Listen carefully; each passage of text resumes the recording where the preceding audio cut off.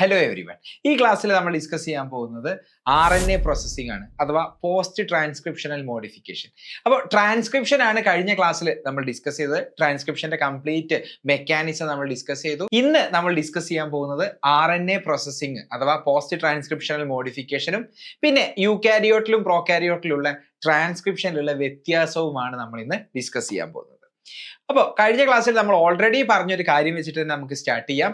പ്രോകാരിയോട്ടിലും യൂകാരിയോട്ടിലും ഉള്ള ഫണ്ടമെന്റൽ ആയിട്ടുള്ള 2-3 വ്യത്യാസങ്ങൾ നമ്മൾ കഴിഞ്ഞ ക്ലാസ്സിൽ ഡിസ്കസ് ചെയ്തിട്ടുണ്ടായിരുന്നു അല്ലേ. പ്രോകാരിയോട്ടിലാണെന്നുണ്ടെങ്കിൽ പ്രധാനപ്പെട്ട വ്യത്യാസം എന്ന് പറയുന്നത് നമുക്കറിയാം, ന്യൂക്ലിയസ് ഇല്ല. അതുകൊണ്ട് തന്നെ ഒരു ജീന് എക്സ്പ്രസ് ചെയ്താൽ, അതായത് ട്രാൻസ്ക്രൈബ് ചെയ്താൽ ഒരു മെച്യൂർ ആയിട്ടുള്ള mRNA ആണ് ഡയറക്ട്ലി ഉണ്ടാവുന്നത് അല്ലേ. അപ്പൊ ആ mRNAയില് ട്രാൻസ്ലേഷൻ നടക്കുന്നതും ട്രാൻസ്ക്രിപ്ഷൻ നടക്കുന്നതും ഒരേ സ്ഥലത്തായതുകൊണ്ട്, അതായത് സൈറ്റോപ്ലാസ്റ്റിലായതുകൊണ്ട് ട്രാൻസ്ക്രിപ്ഷൻ നടന്നു തീരുന്നതിന്റെ മുന്നേ തന്നെ ട്രാൻസ്ലേഷൻ സ്റ്റാർട്ട് ചെയ്യാം എന്നുള്ളത് നമ്മൾ ഡിസ്കസ് ചെയ്തിരുന്നു. അതുകൊണ്ടാണ് നമ്മൾ പറഞ്ഞത് in prokaryote transcription and translation are coupled. But in യൂകാരിയോട്ടിന്റെ കാര്യം നമ്മൾ നോക്കുകയാണെന്നുണ്ടെങ്കിൽ ട്രാൻസ്ക്രിപ്ഷൻ നടക്കുന്നത് ന്യൂക്ലിയസിന്റെ അകത്താണ്. ആൻഡ് മാത്രമല്ല, അവിടെ നേരിട്ടൊരു മെച്യൂർ mRNA അല്ല ഉണ്ടാവുന്നത്. ഒരു പ്രീ മെച്യൂർ ആയിട്ടുള്ള mRNA called heterogeneous RNA HNRNA ആണ് ഉണ്ടാവുന്നത്. നമ്മൾ എന്താ വിളിക്കുക? പ്രീ mRNA എന്ന് വിളിക്കും, അല്ലെങ്കിൽ HNRNA എന്ന് വിളിക്കും. ഈ HNRNAന്റെ അകത്ത് കോഡിംഗ് റീജിയൻസ് ആയിട്ടുള്ള എക്സോൺസ് ഉണ്ട്, യൂസ്ഫുൾ ഇൻഫർമേഷൻസ് ഉള്ള എക്സോൺസ് ഉണ്ട്. And unwanted region, non coding regions ആയിട്ടുള്ള ഇൻട്രോൺസ് ഉണ്ട്. അപ്പൊ ഈ ഇൻട്രോൺസിനെ എല്ലാം വെട്ടിക്കളഞ്ഞ് റിമൂവ് ചെയ്തതിന് ശേഷം എക്സോൺസിനെ കൂട്ടി യോജിപ്പിച്ച് ഒരു മെച്യൂർ ആയിട്ടുള്ള mRNA ആക്കി മാറ്റുന്നതിനെയാണ് RNA പ്രോസസ്സിംഗ് എന്ന് പറയുക എന്നുള്ളത് നമ്മൾ കഴിഞ്ഞ ക്ലാസ്സിൽ ഡിസ്കസ് ചെയ്തിട്ടുണ്ടായിരുന്നു. അപ്പൊ അത് നമ്മൾ ഡീറ്റെയിൽഡ് ആയിട്ട് ഈ ഒരു ക്ലാസ്സിൽ നമ്മൾ കാണും. അപ്പൊ വേറൊരു വ്യത്യാസം, യൂകാരിയോട്ടും പ്രോകാരിയോട്ടും തമ്മിലുള്ള വ്യത്യാസം എന്ന് പറയുന്നത് നമ്മൾ കണ്ടു. ഇവിടെ ഉള്ളതുപോലെ എക്സോൺസും ഇൻട്രോൺസിന്റെ ഒന്നും കോമ്പിനേഷൻ എവിടെ നമുക്ക് കാണാൻ കഴിയില്ല, പ്രോകാരിയോട്സിൽ കാണാൻ പറ്റില്ല. ഡയറക്ട്ലി മെച്യൂർ ആയിട്ടുള്ള mRNA ആണ് ഉണ്ടാവുന്നത്. ട്രാൻസ്ലേഷന് റെഡി ആയിട്ടുള്ള mRNA ആണ് പ്രോകാരിയോട്ടിൽ ഉണ്ടാവുന്നത് എങ്കിൽ യൂകാരിയോട്ടിൽ അങ്ങനെയല്ല എന്നുള്ളത് നമ്മൾ കണ്ടു. അപ്പോ നമ്മള് ഇന്ന് ആദ്യം ഡിസ്കസ് ചെയ്യാൻ പോകുന്നത് എന്താന്നാ പറഞ്ഞത്? RNA പ്രോസസ്സിംഗ് ആണ്. So what is RNA processing? ആദ്യം ഉണ്ടാവുന്ന mRNA എന്ന് പറയുന്നത് പ്രീമെച്യൂർ ആയിട്ടുള്ള mRNA ആണ്, അഥവാ HNRNA ആണ്. HNRNAക്ക് ചെറിയ മോഡിഫിക്കേഷൻസ് വരുത്തിയതിന് ശേഷം മാത്രമേ ട്രാൻസ്ലേഷൻ റെഡി ആയിട്ടുള്ള മെച്യൂർ ആയിട്ടുള്ള mRNA ആവുള്ളൂ. ആ പ്രോസസ്സിന്റെ പേരാണ് RNA processing, post transcriptional modification or RNA processing. ഇതാണ് നമ്മൾ ഡിസ്കസ് ചെയ്യാൻ പോകുന്നത്. സോ നോക്ക്, യൂകാരിയോട്ടിന്റെ ഒരു സെല്ലാണ് ഞാൻ വരച്ചത്. ഒരു യൂകാരിയോട്ടിക് സെല്ലിൽ നമുക്കറിയാം ജീൻസ് ഉണ്ടായിരിക്കും. ആ ജീന് എക്സ്പ്രസ് ചെയ്തിട്ട് ഉണ്ടാവുന്ന ഈ RNA അയാൾ ഡയറക്ട്ലി mRNA അല്ല എന്നുള്ളത് നമുക്കറിയാം. അയാള് പ്രീ mRNA ആണ്, അഥവാ വേറൊരു പേരാണ് HNRNA. അപ്പൊ ഈ HNRNAയില് 2 ടൈപ്പ് റീജിയൻസ് ഉണ്ട് എന്നുള്ളത് നമ്മൾ പഠിച്ചതാണ്. Coding regions are called exons and non coding regions are called introns. എന്താണ് ഇതിന്റെ അർത്ഥം? ഇപ്പം ഞാൻ ഇവിടെ ഒരു HNRNA ഉണ്ടാവും എന്നുള്ളത് പറഞ്ഞല്ലോ. ഈ HNRNAന്റെ അകത്ത് ഒരു ഇൻഫർമേഷൻ ഉണ്ട് അല്ലെ. നമുക്കറിയാം mRNAന്റെ അകത്താണെന്നുണ്ടെങ്കിൽ എങ്ങനെ ആയിരിക്കണം പ്രോട്ടീൻ എന്നുള്ളതിനുള്ള ഇൻഫർമേഷൻ ആണുള്ളത്. ആ ഇൻഫർമേഷൻ ഉള്ള റീജിയൻസും ഉണ്ട് ആൻഡ് അൺവാണ്ടഡ് ഇൻഫർമേഷൻ ഉള്ള റീജിയൻസും ഉണ്ട് എന്നുള്ളത് വിചാരിക്കുക. ഇപ്പൊ ഞാൻ ഇവിടെ എടുത്ത ഈ mRNA ഈ ഒരു ഇൻഫർമേഷൻ ആണ് അതിന്റെ അകത്ത് ഉള്ളത് എന്നുള്ളത് ഹൈപ്പോത്തറ്റിക്കലി വെറുതെ ഒരു എക്സാമ്പിൾ ആണ് ഞാൻ പറയുന്നത്. വെറുതെ ഒരു എക്സാമ്പിൾ ആണ്. ഒരു ഇൻഫർമേഷൻ അതിന്റെ അകത്തുണ്ട്. ഈ ഇൻഫർമേഷന്റെ അകത്ത് നമുക്ക് വേണ്ട ഇൻഫർമേഷൻസ് ഉണ്ട്, അതായത് പ്രോട്ടീൻ എങ്ങനെയാവണം എന്നുള്ള ഇൻഫർമേഷൻ ഉണ്ട്. അതിന്റെ അകത്തേക്ക് വന്ന നോയ്സുകളുണ്ട്, വേസ്റ്റ് ആയിട്ടുള്ള ഇൻഫർമേഷൻ ഉണ്ട്, അല്ലെങ്കിൽ മിസ് ഇൻഫർമേഷൻസ് ഉണ്ട് എന്നുള്ളത് വിചാരിക്കാം. അങ്ങനെ മിസ് ഇൻഫർമേഷൻസ് ആണ് നോൺ കോഡിംഗ് റീജിയൻസ്. ഇതിനെയാണ് നമ്മൾ ഇൻട്രോൺസ് എന്ന് വിളിക്കുന്നത്. So what is introns? Introns എന്ന് പറഞ്ഞാൽ എന്താണ്? ഇൻട്രോൺസ്. അപ്പൊ ഈ ഒരു ചിത്രത്തിൽ നമ്മൾ കാണിക്കുകയാണെങ്കിൽ ഇതൊരു HNRNAന്റെ ഇൻട്രോൺ ആണ് എന്ന് പറഞ്ഞാൽ introns are non coding part of HNRNA. Non coding പാർട്ടാണ്. ഇനി നമ്മളുടെ മെസ്സേജ് ഉള്ള പാർട്ട്, കോഡിംഗ് റീജിയനെയാണ് നമ്മൾ എക്സോൺസ് എന്ന് വിളിക്കുക. സോ ഈ ഒരു കാര്യത്തിൽ ഈ നീല കളറുള്ള റീജിയൻസ് ആണ് exons. So what are exons? ഇവിടെ ഞാൻ എക്സോൺസ് മാർക്ക് ചെയ്യുകയാണെന്നുണ്ടെങ്കിൽ എക്സോൺസ് ആർ കോഡിംഗ് പാർട്ട്. അപ്പം ഈ HNRNAന്റെ ഇൻഫർമേഷൻ ഉള്ള റീജിയൻ ആണ് നമ്മൾ എക്സോൺസ് എന്ന് വിളിക്കുന്നത്. ക്ലിയർ ആണല്ലോ? അപ്പൊ RNA പ്രോസസ്സിംഗിന്റെ സമയത്ത് എന്താ നടക്കുക എന്നാണ് നമ്മൾ പറഞ്ഞിട്ടുള്ളത്. ഈ ഇൻഫർമേഷൻ ഉള്ള എക്സോൺസിനെ കൂട്ടിയോജിപ്പിക്കണം. അതിന്റെ ഇടയിൽ ഇൻഫർമേഷൻ ഇല്ലാത്ത അല്ലെങ്കിൽ വേസ്റ്റ് മെറ്റീരിയൽ ആയിട്ടുള്ള ഇൻട്രോൺസിനെ റിമൂവ് ചെയ്യണം. സോ എക്സോൺസ് കൂട്ടിയോജിപ്പിക്കണം and introns has to be removed. അതാണ് RNA പ്രോസസ്സിംഗിന്റെ ഒന്നാമത്തെ ഘട്ടം എന്ന് പറയുന്നത്. അപ്പൊ നോക്ക്, നമുക്ക് വേണ്ടത് ഈ മിസ് ഇൻഫർമേഷൻസ് ഉള്ള ഇൻട്രോൺസിനെ ഇവിടുന്ന് റിമൂവ് ചെയ്യണം. ആൻഡ് റിമൂവ് ചെയ്താൽ മാത്രം മതിയോ? പോരാ. ഇപ്പൊ എക്സോൺസ് മാത്രം ബാക്കിയായി. ഈ എക്സോൺസിനെ നമുക്ക് കൂട്ടിച്ചേർക്കണം. അപ്പോഴാണ് അതിന്റെ അകത്തുള്ള ഇൻഫർമേഷൻ നമുക്ക് മനസ്സിലാക്കാൻ പറ്റുക. ഈ ഇൻഫർമേഷൻ മനസ്സിലാക്കുക എന്ന് പറഞ്ഞാൽ എന്താ? ഓരോ ട്രിപ്ലെറ്റ് കോഡോൺ അനുസരിച്ച് റൈബോസോമിന്റെ അകത്ത് അമിനോ ആസിഡിനെ കൊണ്ടുവെക്കുകയാണ് ചെയ്യുന്നത്. അങ്ങനെയാണ് ഒരു പോളിപെപ്റ്റൈഡ് ചെയിൻ ഉണ്ടാവുന്നത്. ക്ലിയർ ആണല്ലോ? അപ്പൊ നോക്ക്, ഇങ്ങനെ ഒരു ട്രിപ്ലെറ്റ് കോഡോൺ നമ്മൾ വായിക്കുകയാണെന്നുണ്ടെങ്കിൽ ഇപ്പൊ അതിനൊരു മീനിങ് ഉള്ള കൃത്യമായിട്ടുള്ള ഇൻഫർമേഷൻ ഉള്ള ഒരു mRNA ആയി മാറിയിട്ടുണ്ട്. ശരിയാണല്ലോ? യെസ്. അപ്പൊ നോക്ക്, you may now tip the pot and sip the sea എന്ന് പറഞ്ഞ ഇൻഫർമേഷൻ ആണുള്ളത്. ഇതിന്റെ മുന്നേ എന്തൊക്കെയോ മിസ് ഇൻഫർമേഷൻസ് കോൾഡ് ഇൻട്രോൺസ് അതിന്റെ ഇടയിൽ കയറിയിരിക്കുകയായിരുന്നു. അതിനെ നമ്മൾ റിമൂവ് ചെയ്തു. ഓക്കെ, അപ്പൊ നോക്ക്, ഈ ഒരു സ്റ്റെപ്പ് ഉണ്ടല്ലോ, അതായത് എക്സോൺസിനെ കൂട്ടി യോജിപ്പിക്കുക, ഇൻട്രോൺസിനെ റിമൂവ് ചെയ്യുക. This step is first RNA പ്രോസസ്സിംഗിന്റെ ഫസ്റ്റ് സ്റ്റെപ്പ് ആണിത്. ഇതിനെയാണ് നമ്മൾ സ്പ്ലൈസിങ് എന്ന് പറയുക. So what is splicing? Splicing എന്ന് പറഞ്ഞാല് എക്സോൺസ് എന്ന് പറഞ്ഞ ആൾക്കാർ, എക്സോൺസ് എന്ന് പറയുന്ന കോഡിംഗ് റീജിയൻസിനെ exons are joined together and ഇൻട്രോൺസിന് എന്താ ചെയ്തത്? Introns are removed. ഇൻട്രോൺസിനെ റിമൂവ് ചെയ്യുക and exons are joined together. This is called splicing. Clear ആണല്ലോ? അപ്പൊ നോക്ക്, ഈ ഒരു യൂക്കാരിയോട്ടിന്റെ ഒരു ട്രാൻസ്ക്രിപ്ഷൻ നടന്നാൽ കിട്ടുന്ന ആള് എന്ന് പറയുന്നത് ആരാ? ഇങ്ങനെ എക്സോൺസ് ഇൻട്രോൺസ് ഉള്ള ഇൻഫർമേഷൻ മിസ്ഇൻഫർമേഷൻ ഇങ്ങനെയുള്ള ടൈപ്പ് ഓഫ് ഒരു mRNA ആണല്ലോ ഉണ്ടാവുക. സോ യൂക്കാരിയോട്ടില് ഇതുപോലത്തെ അറേഞ്ച്മെന്റ് ആണ് ജീൻസിൽ ഉണ്ടാവുക. അതുകൊണ്ട് യൂക്കാരിയോട്ടിന്റെ ഈ അറേഞ്ച്മെന്റിനെ നമ്മൾ വിളിക്കും സ്പ്ലിറ്റ് ജീൻ അറേഞ്ച്മെന്റ്. അപ്പൊ സ്പ്ലിറ്റ് ജീൻ അറേഞ്ച്മെന്റ് എവിടെയാ കാണുക എന്നുള്ളത് ചോദിക്കും. It is seen in eukaryotes. ഇത് പ്രോകാരിയോട്സിൽ കാണാൻ പറ്റുമോ? പ്രോകാരിയോട്സിൽ കാണാൻ പറ്റത്തില്ല. കാരണം അവിടെ എന്തില്ല? ഇൻട്രോൺസ് ഇല്ല. ഓക്കെ, അപ്പൊ നമ്മള് സ്പ്ലിറ്റ് ജീൻ അറേഞ്ച്മെന്റ് ഉള്ള ഈ യൂകാരിയോട്സിന്റെ HNRNA ഫസ്റ്റ് RNA പ്രോസസ്സിംഗിന്റെ ഫസ്റ്റ് സ്റ്റെപ്പ് നമ്മൾ ഡിസ്കസ് ചെയ്തു. എക്സോൺസിനെ പിടിച്ച് ജോയിൻ ചെയ്യുക, ഇൻട്രോൺസിനെ പിടിച്ച് റിമൂവ് ചെയ്യുക. ഇനി ഈ സ്പ്ലൈസിംഗ് എന്ന് പറയുന്ന ഈ പ്രോസസ് ആരാ ചെയ്യുക എന്ന് ചോദിച്ചാല് സ്പ്ലൈസിയോസോം എന്ന് പറഞ്ഞ സ്ട്രക്ചേഴ്സ് ആണ് ഇത് ചെയ്യുന്നത്. സോ നോക്ക്, എന്തുകൊണ്ടാണ് സ്പ്ലൈസിയോസോം ഉണ്ടാക്കിയത് എന്ന് ചോദിച്ചാൽ സ്പ്ലൈസിയോസോംസ് ആണ്. നോക്ക്, ഈ കാണുന്ന ആളാണ് സ്പ്ലൈസിയോസോംസ്. എക്സോൺസ് ഉണ്ട്, ഇൻട്രോൺ ഉണ്ട്, എക്സോൺ ഉണ്ട്. അപ്പൊ ഈ രണ്ട് എക്സോൺസ് ആണല്ലോ, അവർ തമ്മിൽ കൂട്ടി യോജിപ്പിക്കണം. ആൻഡ് ഇതിന്റെ അകത്തുള്ള മിസ് ഇൻഫർമേഷൻ ഉള്ള ഇൻട്രോൺസിനെ ഇതുപോലെ ലൂപ്പ് ചെയ്ത് പൊട്ടിച്ചങ്ങ് കളയും. അതാരാ പൊട്ടിച്ച് കളയുന്നത്? They are called spliceosome. മനസ്സിലായോ? അപ്പൊ ഈ ഇൻട്രോൺസ് ഇതിൽ നിന്ന് റിമൂവ് ചെയ്താല് രണ്ട് എക്സോൺസ് അവിടെ ബാക്കിയാവുമല്ലോ. ആ എക്സോൺസ് പിന്നീട് കമ്പൈൻ ചെയ്യുന്നത് ആരാ? It is joined by RNA ligase enzyme കൊണ്ടാണ്. ഓക്കെ, അപ്പൊ സ്പ്ലൈസിയോസോം എന്ന് പറഞ്ഞ സ്ട്രക്ചർ ആണ് സ്പ്ലൈസിങ് നടത്തുന്നത് എന്നുള്ളത് നമ്മൾ മനസ്സിലാക്കി. ഇനി എന്താണ് ഈ സ്പ്ലൈസിയോസോം എന്ന് പറഞ്ഞാല്? Spliceosome is made up of 2 things. SNRNA small nuclear RNA കൊണ്ടും ആൻഡ് സം പ്രോട്ടീൻസ് കൊണ്ടുമാണ് ഈ സ്പ്ലൈസിയോസോം എന്ന് പറഞ്ഞ സ്ട്രക്ചർ ഉണ്ടാക്കിയത്. അപ്പോൾ സ്പ്ലൈസിയോസോം നമ്മുടെ NCERT മെൻഷൻ ചെയ്യുന്നുണ്ടോ എന്ന് ചോദിച്ചാൽ എവിടെയും സ്പ്ലൈസിയോസോം എന്ന് പറയുന്ന പേര് പറയുന്നില്ല എന്നുണ്ടെങ്കിലും നിങ്ങൾ ഈ ഫിഗറിൽ, ഈ RNA പ്രോസസ്സിങ്ങിന്റെ ഈ ഒരു ഫിഗറിൽ ഇവിടെ സ്പ്ലൈസിങ് കാണിക്കുന്നുണ്ട്. RNA സ്പ്ലൈസിങ്ങിന് ഒരു റിംഗ് പോലത്തെ ഒരു സാധനം അവിടെ നിന്ന് ഇൻട്രോൺസ് റിമൂവ് ചെയ്യുന്നത് കണ്ടോ? ആൻഡ് ഈ റിംഗ് ലൈക്ക് ഈ ഒരു സ്ട്രക്ചർ കാണിക്കുന്നത് എന്താണ്? ആക്ച്വലി ദേ ആർ സ്പ്ലൈസിയോസോംസ് ആണ്. സോ സ്പ്ലൈസിയോസോംസ് ആണ് സ്പ്ലൈസിംഗ് നടത്തുന്നത്. എന്തുകൊണ്ടാണ് ഉണ്ടാക്കിയത്? SNRNA small nuclear RNA and proteins കൊണ്ടാണ് സ്പ്ലൈസിയോസോം എന്ന് പറയുന്ന ഈ എൻറ്റയർ സ്ട്രക്ചർ ഉണ്ടാക്കിയത്. ഈ എൻറ്റയർ സ്ട്രക്ചർ ആണ് സ്പ്ലൈസിംഗ് ചെയ്യുന്നത് എന്ന് നമുക്ക് മനസ്സിലായി. അപ്പൊ RNA പ്രോസസ്സിംഗിന്റെ ഫസ്റ്റ് സ്റ്റേജ് എന്ന് പറയുന്നത് സ്പ്ലൈസിംഗ് ആണ്. എക്സോൺസ് കൂട്ടി യോജിപ്പിക്കുക, ഇൻട്രോൺസിനെ പിടിച്ച് റിമൂവ് ചെയ്യുക. ക്ലിയർ ആണല്ലോ? അപ്പൊ ആഫ്റ്റർ സ്പ്ലൈസിംഗ് നിങ്ങൾ ആലോചിച്ച് നോക്ക്. ആഫ്റ്റർ സ്പ്ലൈസിംഗ് കഴിഞ്ഞാൽ എന്താ സംഭവിക്കുക നോക്ക്? എക്സോൺസ് മാത്രമുള്ള mRNA ആയി മാറും അല്ലെ? ഇൻട്രോൺസിനെ പിടിച്ച് ഒഴിവാക്കി. അപ്പം അതിന്റെ അകത്ത് 2 എൻഡുകളാണല്ലോ ഉണ്ടാവുക.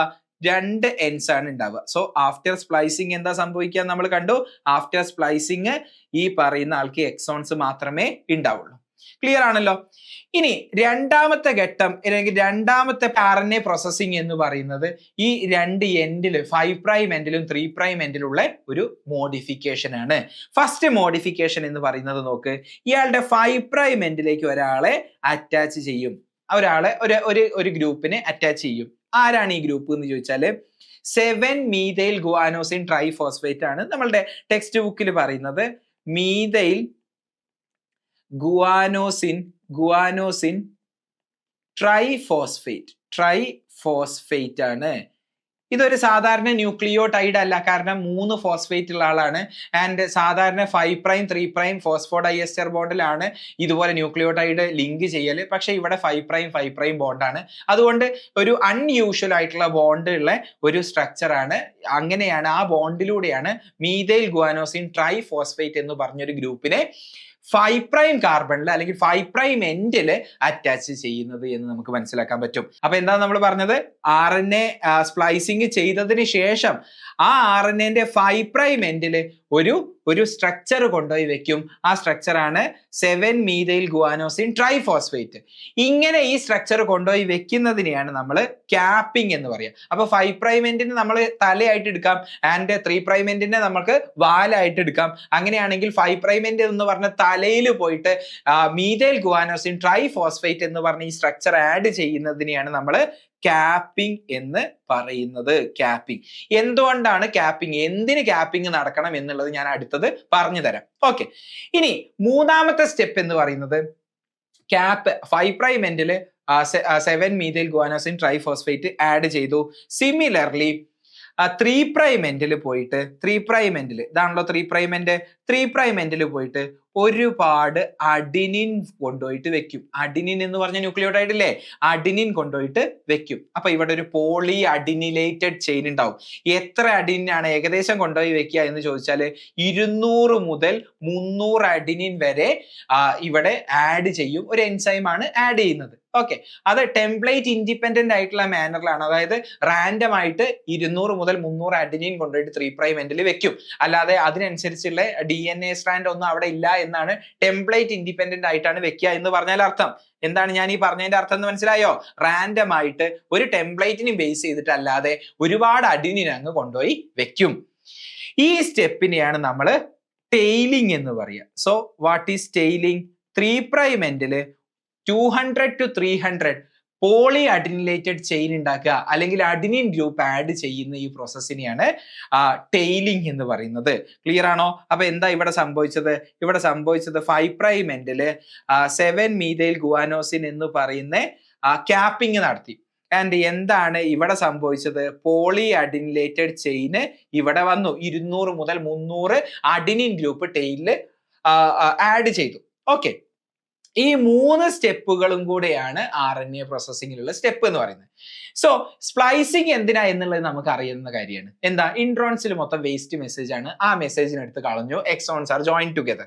ആൻഡ് ഈ രണ്ട് എൻഡിലുള്ള ഈ രണ്ട് 5 പ്രൈം എൻഡിലും 3 പ്രൈം എൻഡിലുള്ള മോഡിഫിക്കേഷൻ ആണ് ക്യാപ്പിങ്ങും ടെയിലിങ്ങും.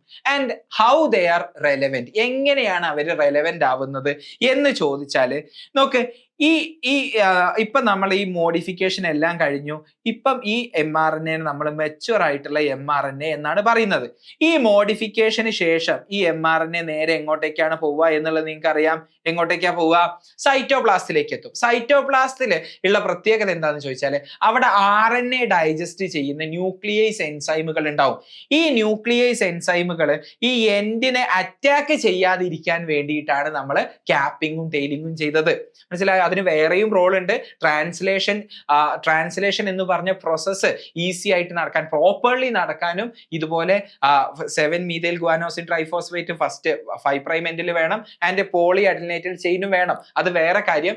ഏറ്റവും ഇമ്പോർട്ടന്റ് ആയിട്ടുള്ള കാര്യം, ക്യാപ്പിംഗ് ചെയ്താലേ 5 പ്രൈം എൻഡ് പ്രൊട്ടക്റ്റഡ് ആവുള്ളൂ. ടെയിലിംഗ് ചെയ്താലേ 3 പ്രൈം എൻഡ് പ്രൊട്ടക്റ്റഡ് ആവുള്ളൂ. എവിടെ നിന്ന് പ്രൊട്ടക്റ്റഡ് ആവുള്ളൂ? സൈറ്റോപ്ലാസ്റ്റിൽ ഒരുപാട് RNA ഡൈജസ്റ്റ് ചെയ്യുന്ന ന്യൂക്ലിയേസ് എൻസൈമുകൾ ഉണ്ട്. കുറെ ഹൈഡ്രോലിറ്റിക് എൻസൈമുകൾ ഉണ്ട്. അവര് RNA ബ്രേക്ക് ഡൗൺ ചെയ്യും. അതിൽ നിന്നും പ്രൊട്ടക്ട് ചെയ്യാൻ വേണ്ടിയിട്ട് ക്യാപ്പിങ്ങും ചെയ്യണം, ടെയിലിംഗും ചെയ്യണം. തല പ്രൊട്ടക്ട് ചെയ്യുന്നത് മീഥൈൽ ഗുവാനോസിൻ ട്രൈഫോസ്ഫേറ്റ്. വാല് പ്രൊട്ടക്ട് ചെയ്യുന്നത് പോളി അഡിനിലേറ്റഡ് ചെയിൻ. ഇതിന് വേണ്ടിയിട്ടാണ് ഈ 2 മോഡിഫിക്കേഷൻ നടക്കുന്നത്. സോ RNA പ്രോസസ്സിംഗിന്റെ അകത്ത് ആകെ 3 മോഡിഫിക്കേഷൻസ് ആണുള്ളത്: സ്പ്ലൈസിംഗ്, ക്യാപ്പിംഗ് ആൻഡ് ടെയിലിംഗ്. ഇത് കൃത്യമായിട്ട് മനസ്സിലായല്ലോ. Splicing is done by spliceosomes. Spliceosomes are made up of RNA, snRNA and protein. സ്പ്ലൈസിയോസോംസിന്റെ സ്ട്രക്ചർ നിങ്ങൾക്ക് NCERT ഈ ചിത്രത്തിൽ കാണാനും സാധിക്കും. ക്ലിയർ ആണല്ലോ, പക്കയായിട്ട് മനസ്സിലായല്ലോ. അങ്ങനെയാണെന്നുണ്ടെങ്കിൽ ഇനി യൂകാരിയോട്ടും പ്രോകാരിയോട്ടും തമ്മിലുള്ള അടുത്തൊരു വ്യത്യാസം കൂടെ നമുക്ക് കാണാം. അപ്പോ നമുക്കറിയാം, ഒരു ട്രാൻസ്ക്രിപ്ഷൻ യൂണിറ്റിന്റെ അകത്ത് 3 സാധനങ്ങളാണുള്ളത്. എന്താ? പ്രൊമോട്ടർ ഉണ്ട്, ആൻഡ് സ്ട്രക്ചറൽ ജീൻ ഉണ്ട്, ആൻഡ് ടെർമിനേറ്റർ ഉണ്ട്. അപ്പൊ നമ്മൾ നോക്കുകയാണെന്നുണ്ടെങ്കിൽ എന്താണ് ഒരു ജീന് എന്ന് ചോദിച്ചാൽ, നമ്മളുടെ എല്ലാ ക്യാരക്ടേഴ്സിനെയും കൺട്രോൾ ചെയ്യുന്നത് ജീനാണ്. ഈ ജീനാണ് നമ്മൾ നമ്മുടെ ഓസ്പ്രിങ്ങിലേക്ക് കൊടുക്കുന്നത്. അങ്ങനെ ഓസ്പ്രിങ്സിന്റെ ക്യാരക്ടേഴ്സ് കൺട്രോൾ ചെയ്യുന്നതും നമ്മളുടെ കയ്യിലുള്ള ഈ ജീന് തന്നെയാണ്, അല്ലെ? അപ്പൊ ഒരു ഇൻഹെറിറ്റൻസ്, അതായത് ഒരു തലമുറയിൽ നിന്ന് വേറൊരു തലമുറയിലേക്ക് ഈ ക്യാരക്ടേഴ്സിനെ കൈമാറ്റം ചെയ്യുന്നതിനെയാണ് ഇൻഹെറിറ്റൻസ് എന്ന് പറയുക. ഈ ഇൻഹെറിറ്റൻസിന്റെ ഫങ്ഷണൽ യൂണിറ്റിനെയാണ് നമ്മൾ ജീൻ എന്ന് പറഞ്ഞ ഡെഫിനിഷൻ കൊണ്ടുവരുന്നത്. സോ എങ്ങനെ നമ്മൾ ജീനിനെ ഡിഫൈൻ ചെയ്യുക? Gene is defined as the functional unit of inheritance. ഒരു പാരന്റ്സിൽ നിന്നും കുട്ടിയിലേക്ക് ക്യാരക്ടർ കൈമാറ്റം ചെയ്യുന്നതിന്റെ ഫങ്ഷണൽ യൂണിറ്റ് ആണ് ജീൻസ് എന്ന് പറയുന്നത് എന്നുള്ളൊരു ഡെഫിനിഷൻ ആണ് നമുക്ക് ജീൻസിനെ നമുക്ക് കൊടുക്കാൻ പറ്റുള്ളൂ. അപ്പം എന്തുകൊണ്ടാണ് ജീൻസിന്റെ ഡെഫിനിഷൻ കോംപ്ലിക്കേറ്റഡ് ആവുന്നത് എന്ന് ചോദിച്ചാൽ, ഇങ്ങനെ നമുക്ക് ഡിഫൈൻ ചെയ്യാൻ പറ്റുള്ളൂ. കാരണം എന്താണെന്ന് ചോദിച്ചാൽ, ഒരു ജീനിന്റെ നമ്മൾ ഇവിടെ ഉള്ള സീക്വൻസ്, ഒരു ജീനിന്റെ DNA സീക്വൻസിനെ ബേസ് ചെയ്തിട്ട് നമുക്ക് ഡെഫിനിഷൻ പോസിബിൾ അല്ല. അവിടെയും കുറച്ച് കൺഫ്യൂഷൻസ് ഉണ്ടാവുന്നുണ്ട്. അപ്പൊ നോക്ക്, ഈ ജീൻ എന്താന്ന് ചോദിച്ചാൽ, gene as a DNA sequence എന്താ എന്ന് ചോദിച്ചാൽ അവിടെ എന്തൊക്കെയാണ് അവിടെ കോംപ്ലിക്കേഷൻ ഉണ്ടാവുന്നത് ഞാൻ പറഞ്ഞുതരാം. ഒരു DNA, ഇതാണ് ഒരു എൻറ്റയർ DNA. അതിന്റെ ഒരു എക്സ്പ്രസീവ് പാർട്ടിനെയാണ് നമ്മൾ ജീൻ എന്ന് വിളിക്കുന്നത്. അപ്പൊ എന്താ ജീൻ എന്ന് പറഞ്ഞാൽ, expressive part of a DNA is called gene. ഈ ജീൻ എക്സ്പ്രസ് ചെയ്ത എന്താ ഉണ്ടാവുക? ഒരു RNA ആണ് ഉണ്ടാവുക. ഉണ്ടാവുന്ന ഒരു DNA ആദ്യമായിട്ട് ഉണ്ടാവുന്ന RNA നമ്മൾ RNA ട്രാൻസ്ക്രിപ്റ്റ് എന്നാ പറയുക. അതായത് ട്രാൻസ്ക്രിപ്ഷൻ കഴിഞ്ഞ് ഇപ്പൊ ചൂടപ്പം പോലെ കിട്ടിയ ഈ RNA ഉണ്ടല്ലോ, അതാണ് RNA ട്രാൻസ്ക്രിപ്റ്റ്. നമുക്കറിയാം, നമ്മളുടെ ബോഡിയിൽ ഡിഫറെന്റ് ടൈപ്സ് ഓഫ് RNA ഉണ്ട്, അല്ലെ? ഒരു എക്സാമ്പിൾ പറയുകയാണെന്നുണ്ടെങ്കിൽ tRNA എന്ന് പറഞ്ഞ RNA ഉണ്ട്, ട്രാൻസ്ഫർ RNA. ഈ ട്രാൻസ്ഫർ RNA ആണ് അഡാപ്റ്റർ മോളിക്യൂൾ. അയാളാണ് ജനറ്റിക് കോഡ് റീഡ് ചെയ്യുന്നതും ആൻഡ് അതിനനുസരിച്ചുള്ള അമിനോ ആസിഡിനെ കൊണ്ടുവരികയും ചെയ്യുന്നത്. അപ്പൊ ഈ ട്രാൻസ്ഫർ RNA ആണ് അഡാപ്റ്റർ മോളിക്യൂൾ ആയിട്ട് വർക്ക് ചെയ്യുന്നത്. അപ്പൊ അതൊരു ടൈപ്പ് ഓഫ് RNA ആണ്. ഓക്കെ, ഈ tRNA ഉണ്ടാവുന്നത് എവിടുന്നാണ്? ഒരു ജീൻ എക്സ്പ്രസ് ചെയ്തിട്ടാണ് tRNA ഉണ്ടാവുന്നത്. ക്ലിയർ ആണല്ലോ. ഇനി അടുത്ത ടൈപ്പ് ഓഫ് RNA ആണ് റൈബോസോമൽ RNA. റൈബോസോംസ് എന്ന് പറഞ്ഞ സെൽ ഓർഗനലിൽ നിങ്ങൾക്ക് അറിയല്ലോ, 2 സബ് യൂണിറ്റ് ഒക്കെ ഉള്ള ഒരു സെൽ ഓർഗനലാണ് റൈബോസോം എന്ന് പറയുന്നത്. അതിന്റെ അകത്ത് വെച്ചാണ് പ്രോട്ടീൻ സിന്തസിസ് നടക്കുന്നത്.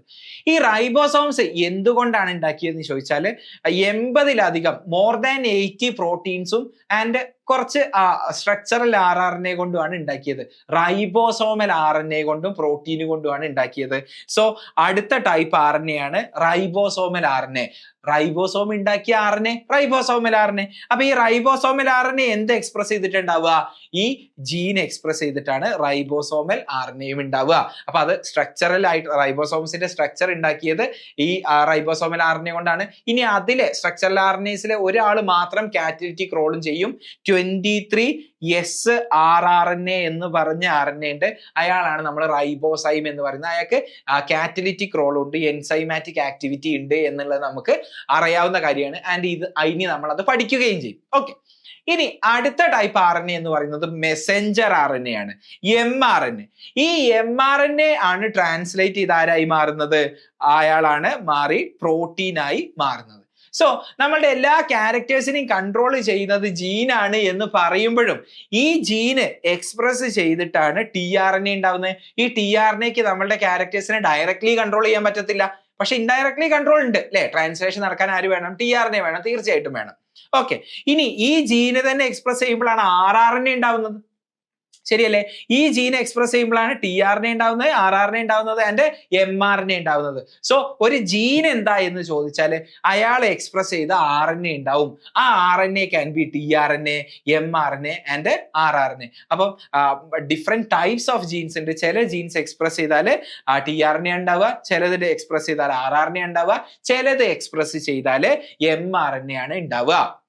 ഇവിടെയാണ് നമ്മളുടെ ക്യാരക്ടേഴ്സിനെ കൺട്രോൾ ചെയ്യുന്നത് ജീൻസ് ആണ് എന്ന് പറയുമ്പം ജീൻസിന്റെ ഡെഫിനിഷനിൽ ചെറിയൊരു ആംബിഗ്വിറ്റി ഫീൽ ചെയ്യുന്നത്, ചെറിയൊരു എന്താ പറയുക, ഒരു ഷാർപ്പ്നെസ് ഇല്ലാത്തതുപോലെ നമുക്ക് ഫീൽ ചെയ്യുന്നത്. കാരണം TRNAയും RRNAയും mRNAയും ഒക്കെ ഉണ്ടാക്കുന്നത് ജീന് എന്നാണ് പറയുക. ആ ജീനിൽ നിന്നാണ് TRNA ഉണ്ടാവുന്നത്, വേറൊരു ജീനിൽ നിന്നാണ് mRNA ഉണ്ടാവുന്നത്, വേറൊരു ജീനിൽ നിന്നാണ് RRNA ഉണ്ടാവുന്നത്.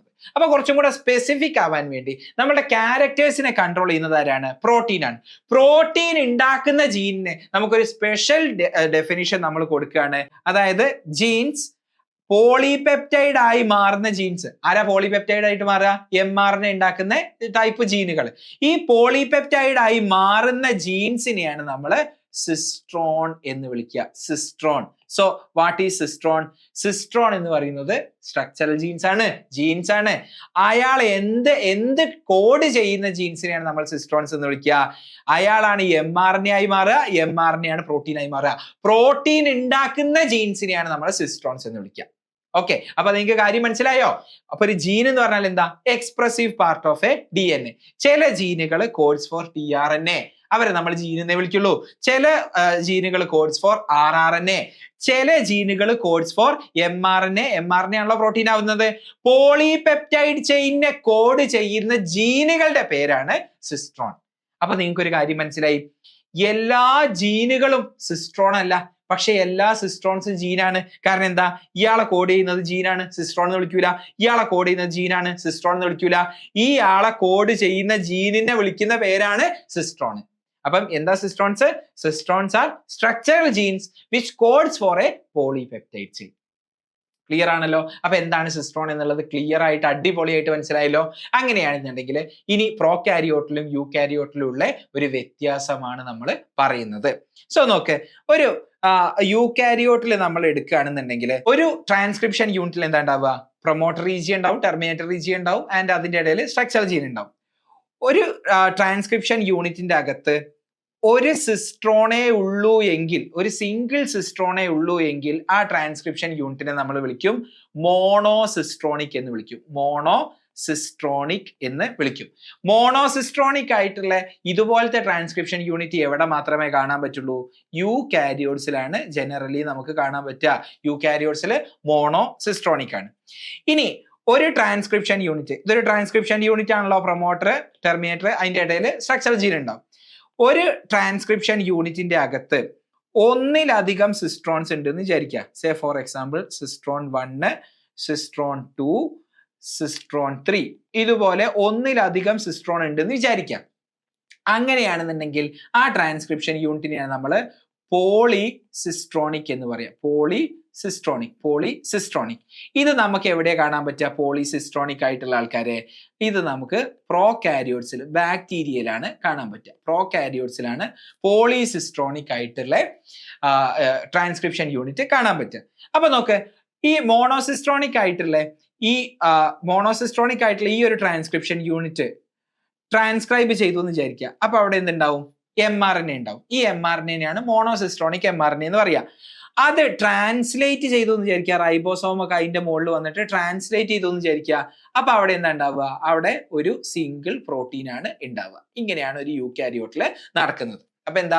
ഒരു ട്രാൻസ്ക്രിപ്ഷൻ യൂണിറ്റിന്റെ അകത്തുനിന്ന് ഒരു പ്രോട്ടീൻ ആണ് മോണോസിസ്ട്രോണിക് ആണെങ്കിൽ ഉണ്ടാവുക. ആൻഡ് ഈ ഉണ്ടാവുന്ന mRNA പേരാണ് മോണോസിസ്ട്രോണിക് mRNA. അതിന്റെ അകത്ത് ഒരു സിസ്ട്രോണേ ഉള്ളൂ. ക്ലിയർ ആണല്ലോ കാര്യം? യെസ്. ഇനി പ്രോകാരിയോട്സിൽ വരുമ്പോൾ, അതായത് പോളിസിസ്ട്രോണിക് ആയിട്ടുള്ള ട്രാൻസ്ക്രിപ്ഷൻ യൂണിറ്റിന്റെ അകത്തേക്ക് വരുമ്പോൾ കുറച്ചും കൂടെ ഡിഫറെന്റ് ആണ് കാര്യം. നോക്ക്, ഇവിടെ ട്രാൻസ്ക്രിപ്ഷൻ, ഈ യൂണിറ്റിന്റെ അകത്ത് ട്രാൻസ്ക്രിപ്ഷൻ കഴിഞ്ഞാൽ എന്താ ഉണ്ടാവുക? mRNA ഉണ്ടാവും. ശരിയല്ലേ? mRNA ഉണ്ടാവും. ഈ mRNA എന്ന് പറയുന്നത് പോളിസിസ്ട്രോണിക് ആയിട്ടുള്ള mRNA ആണ്. This is called polycistronic mRNA. എന്താ ഇതിന്റെ അകത്ത് പോളിസിസ്ട്രോണിക് mRNA കാണുന്നുണ്ടല്ലോ, പോളിസിസ്ട്രോണിക് mRNA ആണ്. എന്താ ഈ mRNA പോളിസിസ്ട്രോണിക് ആണ് എന്ന് പറഞ്ഞാൽ അർത്ഥം, ഇവിടെ നോക്ക്, ഇവിടെ 3 സ്ട്രക്ചറൽ ജീൻസ് ആണുള്ളത്, സിസ്ട്രോൺസ് ആണുള്ളത്. ഓക്കെ, ഇതിന്റെ അകത്തുള്ള ഈ 3 സിസ്റ്റോൺസും ട്രാൻസ്ക്രൈബ് ചെയ്യുമ്പോൾ ഒരു സിംഗിൾ mRNA ഉണ്ടാവുള്ളൂ, ആൻഡ് അതിന്റെ പേരാണ് പോളിസിസ്ട്രോണിക് mRNA. പക്ഷേ ഈ സിംഗിൾ mRNA അകത്ത് 3 സിസ്ട്രോണിലുള്ള ഇൻഫർമേഷൻ ഉണ്ടാവും. അപ്പൊ എന്താ സംഭവിക്കുക എന്ന് ചോദിച്ചാൽ, ഇവിടെ റൈബോസോം ഒക്കെ വന്ന് അറ്റാച്ച് ചെയ്ത് ഇവിടുത്തെ ട്രാൻസ്ലേഷൻ കഴിഞ്ഞു എന്ന് വിചാരിച്ചോ.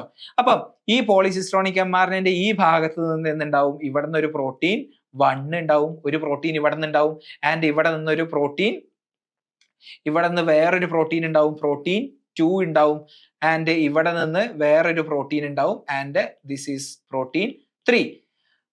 അപ്പം എന്താ പോളിസിസ്ട്രോണിക് mRNA പ്രത്യേകത? പോളിസിസ്ട്രോണിക് mRNA ഒരു സിംഗിൾ mRNA ആണെങ്കിലും അതിന്റെ അകത്ത് 3 പ്രോട്ടീനുകളുടെ ഇൻഫർമേഷൻ ഉണ്ട് അല്ലെ. ഈ ഭാഗത്ത് സിസ്ട്രോൺ 1ന്റെ ഇൻഫർമേഷൻ ആണുള്ളത്, ഈ ഭാഗത്ത് സിസ്ട്രോൺ 2ന്റെ ഇൻഫർമേഷൻ ആണുള്ളത്, ഇവിടെ സിസ്ട്രോൺ 3ന്റെ ഇൻഫർമേഷൻ ആണുള്ളത്. അപ്പം ഈ ഒരു ഭാഗത്ത് നിന്ന് പ്രോട്ടീൻ 1 ഉണ്ടാവും, ഈ ഒരു ഭാഗത്ത് നിന്ന് പ്രോട്ടീൻ 2 ഉണ്ടാവും, ഈ ഒരു ഭാഗത്ത് നിന്ന് പ്രോട്ടീൻ 3 ഉണ്ടാവും. അതായത് ഒരു ട്രാൻസ്ക്രിപ്ഷൻ കഴിയുമ്പോൾ ഒരു സിംഗിൾ mRNA ഉണ്ടാവും. It is called polycistronic mRNA.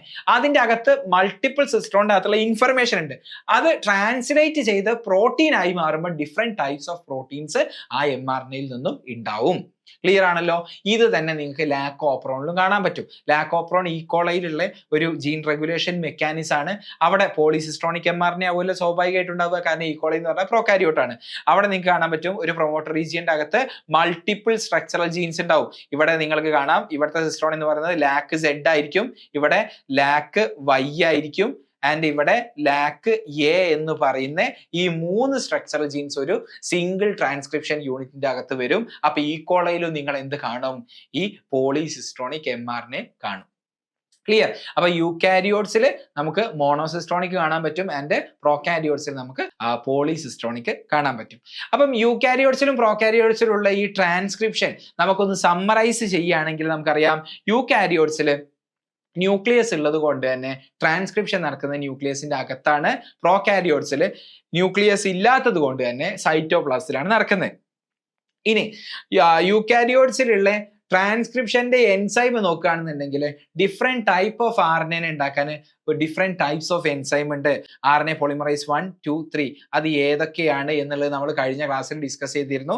RNA polymerase 1 ആണ് rRNAs 28S 18S 5' rRNA transcribe ചെയ്യുന്നത്. RNA പോളിമറൈസ് 2 ആണ് hnRNA ട്രാൻസ്ക്രൈബ് ചെയ്യുന്നത്, ആൻഡ് RNA പോളിമറൈസ് 3 ആണ് snRNA tRNA and 5S rRNA transcribe ചെയ്യുന്നത്. ക്ലിയർ ആണല്ലോ. യെസ്. പക്ഷെ പ്രോകാരിയോട്സിലേക്ക് വരികയാണെന്നുണ്ടെങ്കിൽ ഡിഫറെന്റ് ടൈപ്സ് ഓഫ് RNAകളെ ട്രാൻസ്ക്രൈബ് ചെയ്യുന്നത് സിംഗിൾ എൻസൈം ആണ്, ഒറ്റ എൻസൈമേ ഉള്ളൂ. ദേ ആർ RNA പോളിമറൈസ് എന്ന് പറഞ്ഞ സിംഗിൾ എൻസൈമേ ഉള്ളൂ. ആൻഡ് യൂകാരിയോട്സിൽ നമുക്ക് സ്പ്ലിറ്റ് ജീൻ അറേഞ്ച്മെന്റ് കാണാൻ പറ്റും. എക്സോൺസ് ഇൻട്രോൺസും അങ്ങനെ അറേഞ്ച് ചെയ്തത് കാണാൻ പറ്റും, ആൻഡ് ദേ ആർ മോണോസിസ്ട്രോണിക്. പക്ഷെ പ്രോകാരിയോട്ട് ആണെന്നുണ്ടെങ്കിൽ സ്പ്ലിറ്റ് ജീൻ അറേഞ്ച്മെന്റ് എന്ന് പറഞ്ഞ ഒരു പരിപാടി ഇല്ല അല്ലെ. സോ ആൻഡ് അടുത്തത് ഇവര് പോളിസിസ്ട്രോണിക് ആണ്. ഒരു ട്രാൻസ്ക്രിപ്ഷൻ യൂണിറ്റിന്റെ അകത്ത് തന്നെ മൾട്ടിപ്പിൾ പോളിപെപ്റ്റൈഡ് ചെയിനെ കോഡ് ചെയ്യുന്ന സ്ട്രക്ചറൽ ജീൻസ് ഉണ്ടാവും. അതായത് ദേ ആർ സിസ്ട്രോൺസ് ഒരുപാട് ഉണ്ടാവും ഒരു ട്രാൻസ്ക്രിപ്ഷൻ യൂണിറ്റിന്റെ അകത്ത് തന്നെ. ആൻഡ് പോസ്റ്റ് ട്രാൻസ്ക്രിപ്ഷണൽ മോഡിഫിക്കേഷൻ യൂകാരിയോട്സിന് വേണം അല്ലെ. ട്രാൻസ്ക്രിപ്ഷൻ കഴിഞ്ഞതിന് ശേഷം മെച്ചുവർ mRNA ആക്കുന്ന ഈ RNA പ്രോസസ്സിംഗ് എവിടെ കാണാൻ പറ്റുക, യൂകാരിയോട്സിലാണ് കാണാൻ പറ്റുക. സ്പ്ലിറ്റ് ജീൻ അറേഞ്ച്മെന്റ് ഉള്ളതുകൊണ്ടാണ് അങ്ങനെ ഒരു മോഡിഫിക്കേഷന്റെ ആവശ്യം എന്ന് പറയുന്നത്. പക്ഷെ പ്രോകാരിയോട്സിൽ അങ്ങനെയൊന്നും വേണ്ട അല്ലെ. No post transcriptional modification or RNA processing പ്രോകാരിയോട്സിൽ ആവശ്യമില്ല. ട്രാൻസ്ക്രിപ്ഷൻ, ഈ പോസ്റ്റ് ട്രാൻസ്ക്രിപ്ഷണൽ മോഡിഫിക്കേഷൻ ആവശ്യമുള്ളത് കൊണ്ട് തന്നെ ട്രാൻസ്ക്രിപ്ഷൻ കഴിഞ്ഞതിന് ശേഷം പോസ്റ്റ് ട്രാൻസ്ക്രിപ്ഷണൽ മോഡിഫിക്കേഷൻ കഴിഞ്ഞതിന് ശേഷം മാത്രമേ ട്രാൻസ്ലേഷൻ പോസിബിൾ ആവുള്ളൂ. സോ ട്രാൻസ്ക്രിപ്ഷൻ കഴിഞ്ഞതിന് ശേഷം മാത്രമേ ട്രാൻസ്ലേഷൻ പോസിബിൾ ആവുള്ളൂ. സോ നമുക്ക് പറയാൻ പറ്റും transcription and translation are not couple. But in prokaryotes transcription കഴിയുമ്പം മെച്ചുവർ ആയിട്ടുള്ള mRNA കിട്ടുന്നത് അതിനെ നേരെ അങ്ങ് ട്രാൻസ്ലേറ്റ് ചെയ്താൽ മതി, ശരിയല്ലേ. അപ്പം in prokaryotes transcription and translation are coupled. Transcription കഴിയുന്നതിന്റെ മുന്നേ തന്നെ ട്രാൻസ്ലേഷൻ സ്റ്റാർട്ട് ചെയ്യാൻ പറ്റും. ക്ലിയർ ആണല്ലോ. അപ്പൊ ഇന്ന് നമ്മൾ RNA പ്രോസസ്സിങ്ങും യൂകാരിയോട്സിലും പ്രോകാരിയോട്സിലുള്ള ട്രാൻസ്ക്രിപ്ഷനിലെ ഡിഫറൻസും ആണ് നമ്മൾ ഇന്ന് ഡിസ്കസ് ചെയ്തത്. അപ്പൊ ഇന്ന് നമ്മൾ പഠിച്ച കാര്യങ്ങളെല്ലാം നിങ്ങൾക്ക് അടിപൊളിയായിട്ട് മനസ്സിലായി എന്ന് ഞാൻ വിശ്വസിക്കുന്നു. അങ്ങനെ മനസ്സിലായിട്ടുണ്ടെന്നുണ്ടെങ്കിൽ നിങ്ങൾ ഈ വീഡിയോ ഒന്ന് ലൈക്ക് ചെയ്യുക. ഇനി ഇതുപോലത്തെ വീഡിയോ കാണാൻ വേണ്ടിയിട്ട് നിങ്ങൾ ഈ ചാനലും സബ്സ്ക്രൈബ് ചെയ്യുക. എന്തെങ്കിലും സംശയങ്ങൾ ഉണ്ടെന്നുണ്ടെങ്കിൽ നിങ്ങൾക്ക് നേരിട്ട് എന്നോട് ചോദിക്കാവുന്നതാണ്. അതിന്റെ ഡീറ്റെയിൽസ് ഞാൻ ഡിസ്ക്രിപ്ഷനിൽ കൊടുക്കുന്നുണ്ട്. ഇനി അല്ലെങ്കിൽ കമന്റ് ബോക്സിലൂടെ നിങ്ങൾക്ക് ഡൗട്ടുകൾ ചോദിക്കാം ആൻഡ് സജഷൻസും പറയാം. അപ്പൊ അടുത്തൊരു ക്ലാസ്സിലൂടെ നമുക്ക് വീണ്ടും കാണാം. Thanks for watching.